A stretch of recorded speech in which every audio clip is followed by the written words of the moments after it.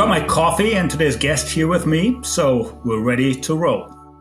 I'm Michael Hunt, Executive Partner at Taiwan Advisory. Welcome to our Circular Coffee Break podcast, where we will be casually talking about everything circular and beyond.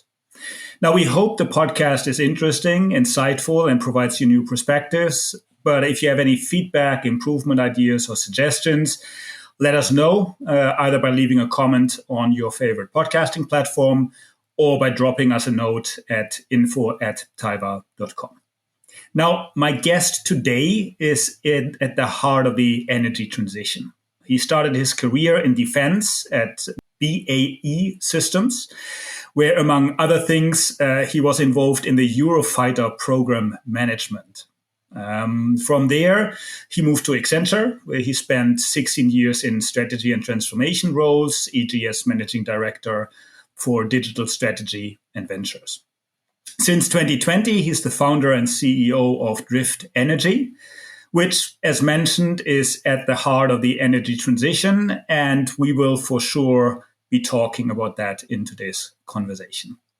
He holds a master in engineering and systems engineering from the Loughborough University, as I was told it's pronounced. I hope I didn't butcher it too badly.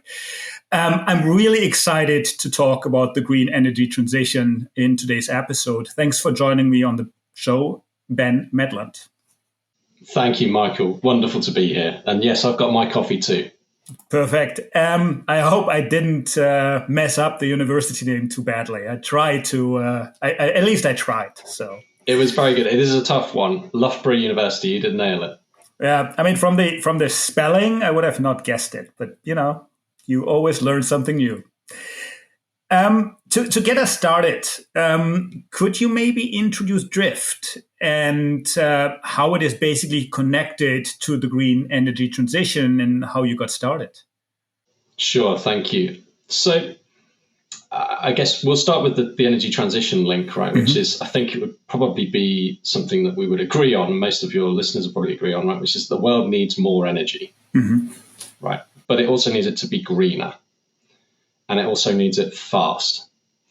And when you look at the energy transition, climate change, the impacts, one can make a very strong argument for we're not going fast enough.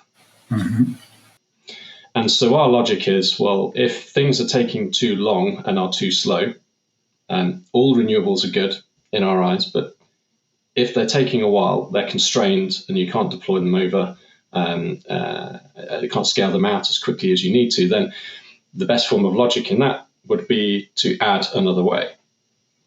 And so that's what Drift is to add a new pathway along the transition to, along the energy transition to net zero. The way we do that, I'll explain that very briefly, and actually just help your listeners through a little bit of logic here, which is, so we're talking about the energy transition, greener energy.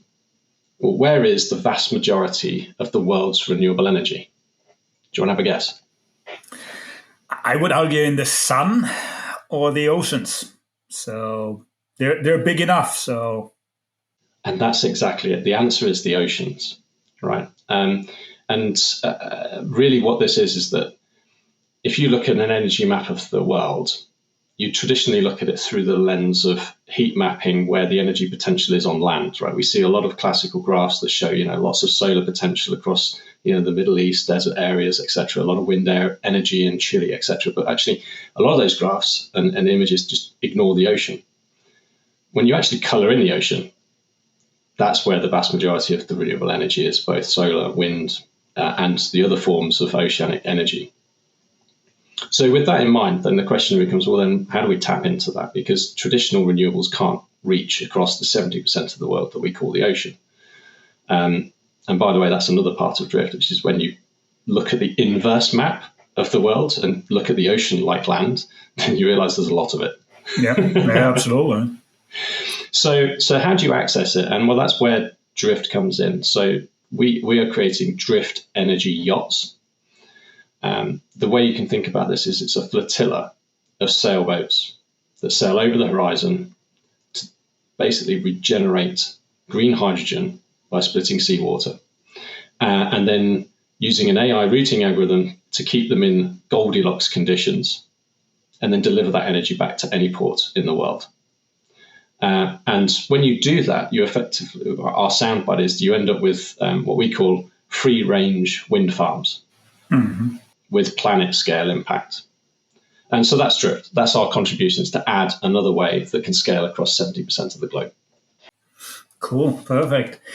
Thanks for that. And I mean, hydrogen, specifically green hydrogen, is a huge topic in the energy industry and way beyond that.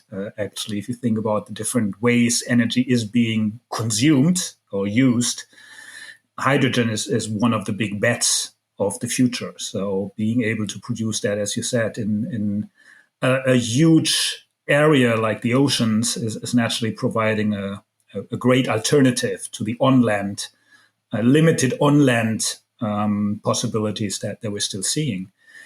Now, you started Drift in 2020. How has the energy market changed from your point of view since then, both in the area you're working in, but also more broadly? And how has it basically been providing opportunities, but also challenges from your point of view? Yeah, well, since then, we've had quite a few things change. It's the energy market, as I'm sure your listeners are very well aware, has been in a bit of a turmoil over the last couple of years. Sadly to say, things like the Ukraine crisis, the energy shock that threw through the energy sector, renewable energy generation, the pressure on governments to increase their or to reduce their carbon intensity, to invest heavier into renewable technologies. We're seeing fusion, leaps forward in fusion energy. We're seeing leaps into what might have been challenged maybe 5 years ago, maybe 3 years ago, pre-Ukraine, around developing more oil and gas installations. So there's been a huge amount of change because of that kind of shock to the system. But if I double click a little bit into, say, hydrogen, for instance, I think the thing there is you kind of look at it from just simply a word search, right? Which is that maybe 3 years ago, if you tried to run like a hydrogen search, you might find a few things, right? Yeah. You might even find a couple of conferences and go and hang out with maybe 50 to 100 odd people. Now hydrogen is the thing. It's in the energy sector. A lot of people are setting up conferences specifically dedicated to hydrogen. It's becoming part of the sort of general vernacular of the population. People are starting to ask questions about it. To give you an example, we turned up at a hydrogen conference in Wales just a couple of weeks ago, and there were 600 people there. Right, and that I think speaks to where the traction's going. But I think it also speaks to, as you say, this sort of future fuels strategy, which is we often get questions of, well, why would you do what you're doing with Drift? Why don't you just build a wind turbine? And our response is that the energy transition isn't a silver bullet problem, right? It's I think the I can't remember who it was, but at the World Economic Forum, someone described it more as a silver buckshot problem, right? We need a lot of bets, and it's called an energy mix for a reason. So will hydrogen be the silver bullet? No, not in all cases, and not in every location for every user. But it is a huge marketplace that needs to scale out. To give you an example, is it a $10 trillion business? I think Goldman Sachs were listing hydrogen to be in, say, 2050. We're starting at such a small scale at the moment in terms of the actual electrolysis and green hydrogen production. And that's before you get into blue production and other forms of hydrogen production. So there's a huge amount of scaling that needs to happen. I think that's what's really exciting is we're starting our company in that space where the entire industry is starting at. Yeah, absolutely. And I think what you've seen in the number of conferences, as you said, and participants, what you've also seen in my view, at least, is a shift from a scientific view more towards a business and use case driven view. So a couple of years ago, it was scientific. It was scientists look into hydrogen and how it works and how it could bring solutions. Nowadays, it's more business driven. It's more use case driven, which creates a whole different new set of challenges in the whole setup. But as you said, I think it's not one solution. It's a very broad set of solutions. How do you? I think there's also something in there about the thing I've seen as well is investment and government policy around the world. So again, if you wind the clock back pre-2020 and pre Drift's inception, there are a handful of countries with stated hydrogen ambitions, and now you see so many more countries applying themselves to this is our ambition for hydrogen. The European strategy came out, I think, mid-2020. I think in mid-21, it was the UK published its first hydrogen strategy. So you're starting to see, and then you have the Inflation Reduction Act. That's driving an awful lot more interest and unlocking a lot more of this investment capital. I think the other thing I've seen is that on the investment side, which has been very interesting to watch, is that money has flowed easier, let's say, to the demand side of, say, a hydrogen market. Yeah, there's people that produce hydrogen and there's people that need it and use it. And money seems to have flowed quickly to those companies on the demand side, from my observations at least. Because, well, if you've got a hydrogen car or a bus or a train, you can basically sell that product and start making revenue back from it immediately. But a hydrogen production facility is a 20-year asset. And it requires a lot of upfront capital.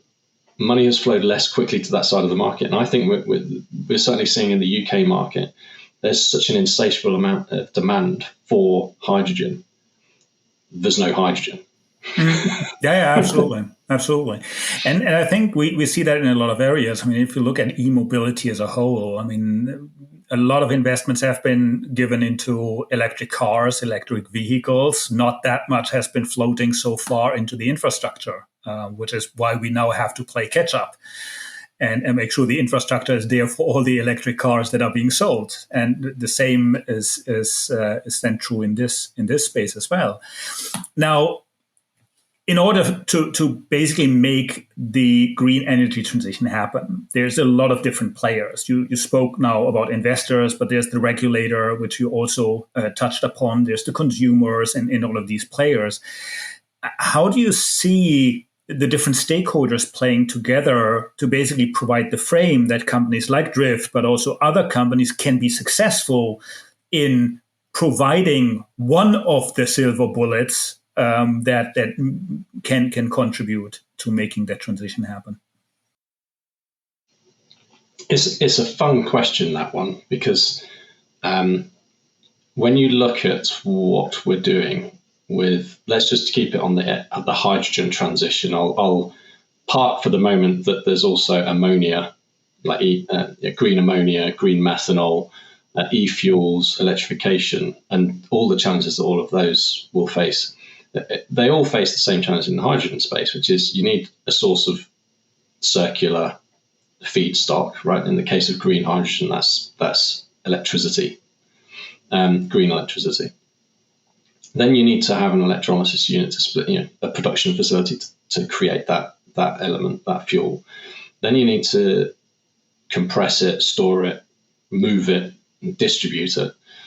And then you need to vend it and use it. And there's so many different ways that you can do those things. Are you storing it as compressed? Are you liquefying it? Are you turning it into a vector such as green ammonia and moving it around the world and then cracking it back? There's so many options on that pathway that it is quite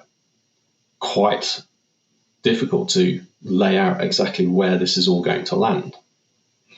And that's the same as when you start to look across to electrification or whether it's ammonia production as well.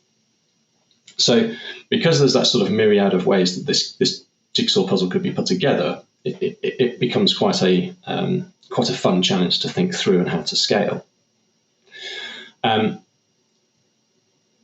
A footnote on Drift, one of the reasons that we're progressing with our technology and why when we talk to governments and particularly small island nations is that actually we condense a number of those value chain steps into one single integrated mobile asset, and it's called a ship, right? So we have the energy production, we have the electrolysis, we have the storage, the compression, and because it's on a mobile asset, the distribution. So by condensing all of that down together, you get the sort of interesting benefit of a flexible and mobile energy source, which we're the first ever mobile class of renewable energy is another way of phrasing it.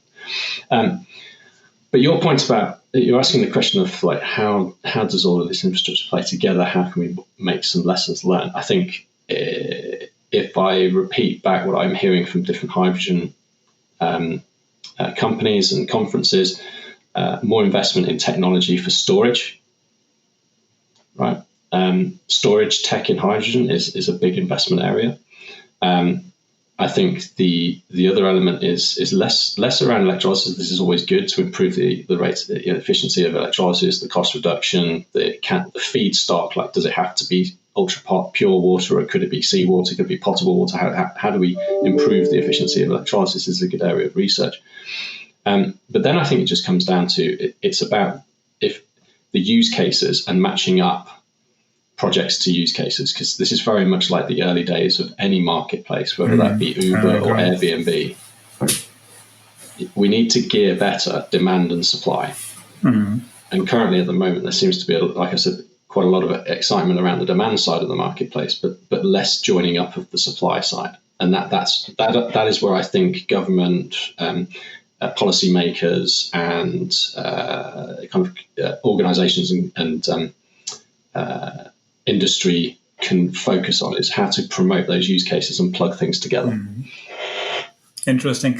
And I mean, one component, and that's where Drift naturally contributes as well, is the decentralized nature of energy production. So earlier you had these huge plants that were in one place, and then you distributed the energy from there. If you basically have one of your energy producers sail around the world, you basically need to have a very different logistics approach, understanding of the decentralized nature of that. How well do you think the industry is equipped, or is basically developing paths towards this much more decentralized? Because it's the same in solar, it's the same in many other areas where it will be much more decentralized than the old model of energy in that case. Is that something that you see develop? Is that something where you say like, well, not a problem? Where do you see that playing? I mean, decentralized energy is basically what Drift is, right? So we're pushing hard into that space. And you raise an interesting point, which is when I talked about that value chain of hydrogen, and again, just sticking with hydrogen, it's slowed up by the weakest link in the chain. And again, I can't speak for Europe, but certainly for the UK, one of the weak parts of the chain is it's the grid. Right? So if you want to connect an electrolysis plant to the grid right now, you have to be very selective of where you're going to place that, because the grid may not be able to actually feed you the connection. So it takes years to get these connections set up and established through the national grid. And that's before you start thinking about planning permission for building wind turbines or solar parks and doing all that sort of stuff. The grid is a constraint on that deployment. So when you get to a distributed energy asset like Drift, and again, the beauty of it being a ship is you can make as many as you want and deploy as many as you want, right? Again, there's no land use problem. That you're not waiting for planning permission. You're not waiting to lay a big cable under the ocean. You're building ships and they can go out to sea, and there's a lot of sea, as we've described earlier on the call. I think we did the maths of something like we could have over 1 million Drift vessels and still have like the area of France around each one, like something like that. Yeah. Okay. So it might be my math might be a little bit suspect in that space, but it's a lot of space, right? There's a lot of ocean. So we represent that opportunity to actually go decentralized, but also be able to do it quicker, right? Because we can deploy vessels without that constraint. I think the other part of this is when you get to distributed assets like this, you're helping a very interesting part of the market. And our strategy from from a global impact perspective is to really target the fringes of the energy transition that are being left behind. So, the challenge and the opportunity here is, well, the challenge is that small island nations, they're at the front line of climate change, right? Some islands might not be there post climate change. And even if they do remain, their ecology, their economics will change because of the nature of the warming oceans and rising sea levels. And right now, our studies and looking into the energy needs of those nations, they're struggling to go to renewables, right? They're not able to deploy the traditional renewable techniques because they're either land intensive, or they use the ocean, or they get in the way of tourism.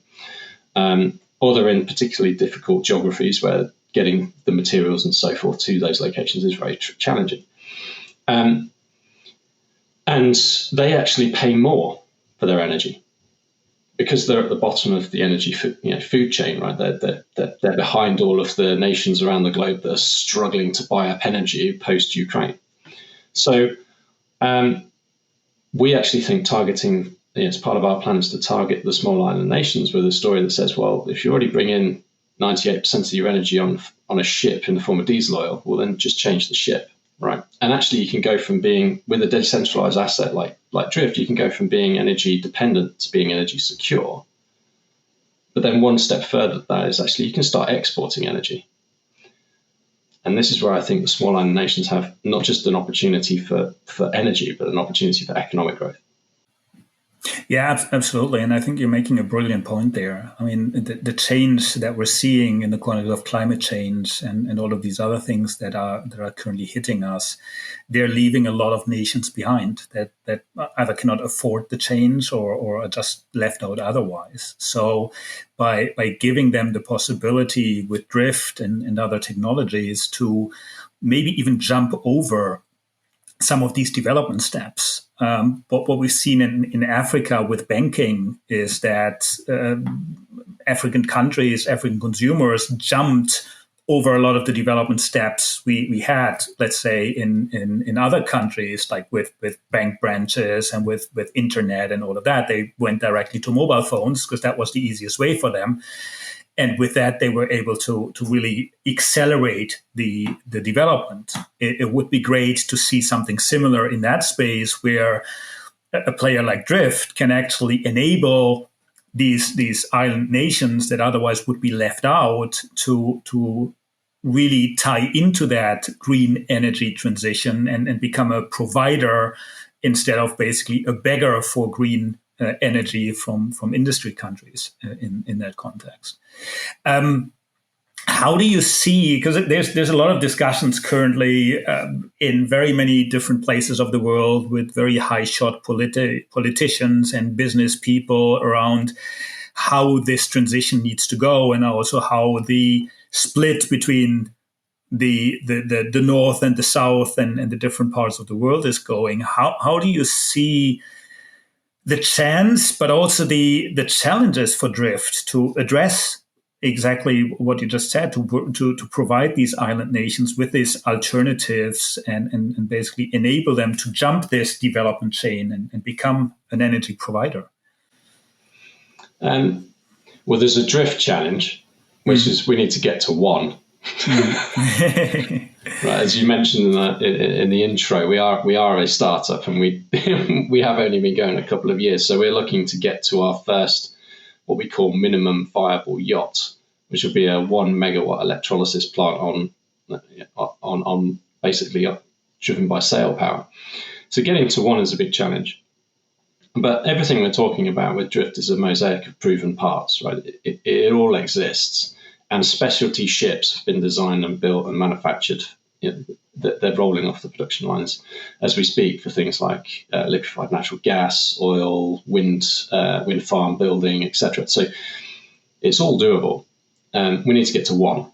But then the real challenge is how do we help the energy transition at scale? Well, then it becomes a different challenge. It's not about getting to one, it's about getting to many, and cheaply and quickly. And that's the same challenge that wind energy has faced, which is, I think it was 2000 in the UK, don't hold me to it, but I think it was around 2000 in the UK when we put our first ever wind turbines offshore. And you can see what's happened in the last 2 decades in terms of that technology. We need to achieve the same with drift, because if we can do that, then we can really move the needle on small island nations, who, by the way, because of the nature of their energy mix, it emits, sad to say, twice the CO2 per capita of non-island nations. So the challenge there is that really then just a case of the normal kind of infrastructure challenge, which is how do you build a factory that can produce drift vessels quickly? How can you service those vessels? How can you operate them? And how can you do it in such a way that's infrastructure light? Because again, small island nations, short on space. Thankfully, when it comes to hydrogen supply chain for things like fuel cell to grid, we're talking ISO containers, not huge massive plants. We're talking footprints, car park sized footprints for energy. So I think those are the challenges in terms of scaling our company. I think the challenge for island nations that we're looking to help them with is how do you do that without having to make one monolithic huge bet, right? Because again, another benefit of drift is you can get into this on smaller scales, so you can bite it off, right? And it will fit with other solutions at the same time. So it's a complementary process. And that's, I think, for small island nations, it's, again, helping them with a with an energy mix, right? Not a single solution, an energy mix. And how do you integrate that so that it works out for the benefit and equity of the people in that community? How do you make it cheaper? How do you make it sustainable? How do you create jobs in those areas? We very much believe that through drift, we can stimulate the economy of countries through job creation, through upskilling, through maintenance, servicing, etc. I think there's a real positive to the economy of what you'd call the blue economy. Mm. Yeah, absolutely. I mean, you can easily see quite a few positive impacts that you would have in that context. Lower cost, but at the same time bringing energy to parts of the world where energy is scarce, where energy is expensive, where energy is not an everyday thing. I fully agree. So related to that, what do you see as some of the main challenges and opportunities? I mean, you pointed out in your last answer, but also earlier, some of them already. But if you look at the energy sector as a whole today, and you would basically kind of have a magic wand, and you would say, like, okay, these are the challenges that I will make go away, and these are the opportunities I will basically magnify. What are some of the things you're looking at, both for drift, but also on a broader scale? Well, I feel like I might begin to the point where I'll speak less about drift, because maybe your listeners are now starting to hear more of a sales talk than a perspective. If I keep it macro, at what do I think is the main challenge here? I think if I was to really press it, I would say that I think at the time when our world needs it the most to accelerate the energy transition, the sad truth is that the world's distracted, right? We've had a pandemic. We're working through the ramifications of a war in Europe. We're working through a process of we're seeing the slowdown of globalization, and certainly lots of arguments towards localization of demand and in economies and pulling things back onshore. We're seeing interest rates rising and inflation hitting. And what that's done, if you simply look at venture capital and private equity deployments, and again, research your own statistics, but what we're seeing is over half of the whatever the deployments are in the first quarter of this year is half of what it was last year.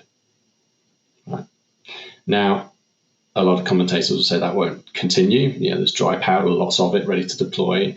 there's government policy that's backing things, etc. But I feel like that's the biggest challenge to the energy transition. And what I really hope I'm not explaining to my son when I'm retired is that the reason the world didn't stop warming up, or the reason it's warmed up to where it might end up, isn't because we just got distracted by that financial aspect of, okay, there's a war, there's there's global geopolitics moving around, and it's now costing too much to invest in this long-term infrastructure. We can't raise the debt against these assets.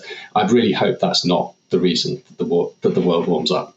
Yeah, no, I'm absolutely with you on that, and I fully agree. I think currently it feels there's so many things that are requiring focus that there's not really focus on any of them, to be honest. And we see a lot of this also in the political spectrum happening at the moment, where things are prioritized that one or the other of us would maybe not prioritize in the current situation. But now, and I don't want that to sound negative in the sense that, it's all doom and gloom, because it's definitely not, right? There's so many wonderful organizations, government policies, the Inflation Reduction Act. I mean, that's stimulated it to such an extent now that actually the attraction of talent and I'm seriously considering, where does Drift grow up as a company, right? Because we're based in the UK, but if the incentive is in America and the exposure to an American market through the Inflation Reduction Act, I mean,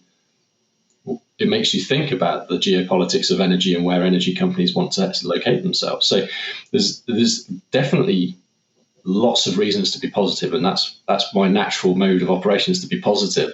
I just really hope that we can overcome these sort of challenges currently to maintain focus on what is a 20-30 year problem.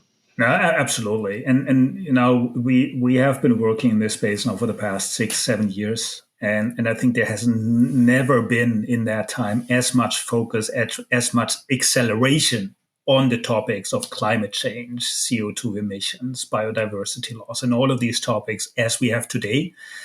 Now, you can always argue, is it fast enough? Is it the right focus? Are we distracted by other things? Absolutely. But I think we see acceleration, we see focus on these topics. Now, let's maybe move back to Drift for a moment. I mean, looking ahead, what's in the future for Drift? What are the next steps that you basically see towards this unit of one, MVP, then scaling, then going beyond that? What is the future looking like? Yeah, it's very exciting. I have to say that. So, I would have to say that because I'm super positive about what we're doing as a company and the mission that we're on, and that's not just because I enjoy the challenge of building this company, but it's because of the goodwill we've received whenever we talk about it in an open forum. It's just amazing to see people get it right, which is, oh yeah, the ocean, got it. Oh, and sailboats. Oh yeah, that sounds cool, but actually it's the original net zero form of global transport, right? There are hieroglyphs of sailboats, So when you start to get that harness that goodwill and hear people talking back to you and going, yeah, it makes sense. Is it going to be economically viable? Good question. That's what we're aiming to prove with MVY. We think it's economically viable, and certainly economically viable in those fringes of the energy transition we talked about earlier today. I think you're right. The challenge for us is one. Right, we've demonstrated our technology at a very small scale in the UK. We've created the first ever hydrogen green hydrogen in the port of Plymouth, a very historic port, and we've done it with a vessel that foils through the water. It's like a flying boat. So we've achieved so much, but going from there to what the energy transition needs, which is grid class levels of energy, versus what we might call kettle class versus amount of energy, then that's a huge step as a company and capital intensive, but it's eminently doable. And so that's the fun part of this, is trying to get to that place where we get to that one, because it's a doable project. That's challenge one in everything we're focusing on. But challenge two is, as I mentioned earlier, it's like a wind farm, right? Building one wind turbine and going, look, it works, is hard, but that's not where you stop. The hard part is, how do you build 1,000 of them, right? Where are you going to build them? Like, where are the parts coming from? How are you going to get them into the ports? Like, how are you going to load them onto the ship? What ship's going to take them out? Who's laying the cable? There's a lot of stuff that goes into renewable energy at scale, and that's what that's our next big challenge, is how do we solve that? Now, the argument there is that shipbuilding is a thing. If you look back, our analogy goes back to the World War II and the Liberty ship example, where I think it was over 2,000 vessels were basically manufactured during that phase of the war. I think it was 2 to 3 years, 2,000 odd vessels. Like, it was a ridiculous exercise. So it is possible under, and that was back in the 1950s, that sort of era, 1945, 1950s, sort of in that zone, right, where people were literally learning how to weld for the first time. With modern technology, we think we can push through that. So that's for drift. It's about getting to one and then getting to many quickly and cheaply. That's as simple as I can put it. Cool. Very good. The coffee is empty, and it's unfortunately time to wrap up this episode of the Circular Coffee Break.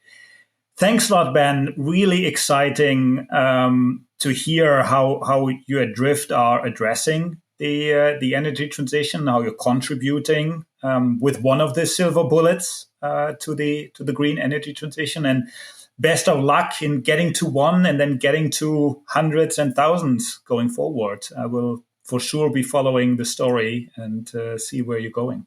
Thanks for joining me. Thank you, Michael. Appreciate it. And to any of your listeners, if you're interested in learning more about how we make oceans of energy, be happy to talk. But yes, thank you so much, Michael. It's been a pleasure to spend this time with you. Perfect. Thank you. To all the listeners out there, hope you enjoyed today's episode. You can definitely find more information about Drift also on the worldwide web sphere if you're interested, or reach out to Ben, as he mentioned. If you have any ideas, suggestions, questions, as mentioned earlier, drop us a note or leave a comment on your favorite podcasting platform. Also, please remember to subscribe to stay in the loop on new episodes that will drop every 2 weeks. And there's a long list of really interesting guests from very different aspects of circularity. I'm looking forward to seeing all of you here at the Circular Coffee Break.